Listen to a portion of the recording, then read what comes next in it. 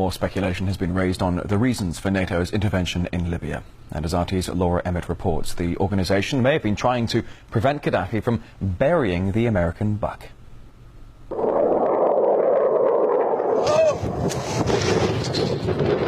According to some, it's about protecting civilians.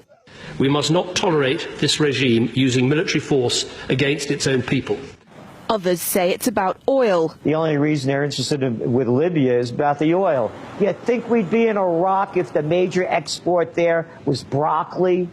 But some are convinced intervention in Libya is all about currency, specifically Gaddafi's plan to introduce the gold dinar, a single African currency made from gold, a true sharing of the wealth. It's one of these things that you have to plan almost in secret, because as soon as you say you're going to change over from the dollar to something else, you're going to be targeted. There were two conferences on this.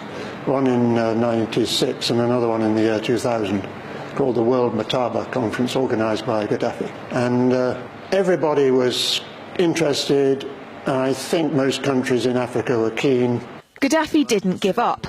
In the months leading up to the military intervention, he called on African and Muslim nations to join together to create this new currency that would rival the dollar and euro. They would sell oil and other resources around the world only for gold dinars. It's an idea that would shift the economic balance of the world. Countries' wealth would depend on how much gold they have, not how many dollars they trade. And Libya has 144 tons of gold. The UK has double that, but 10 times the population. If Gaddafi had an intent to try to reprice his oil or whatever else the country was selling in the global markets and accept something else as a currency, or maybe launch a gold dinar currency, any move such as that would certainly not be welcomed by the power elite today who are responsible for controlling the world's central banks. So yes, that would certainly be something that would cause his immediate dismissal and the need for other reasons to be brought forth for removing him from power. It's happened before. In 2000, Saddam Hussein announced Iraqi oil would be traded in euros, not dollars.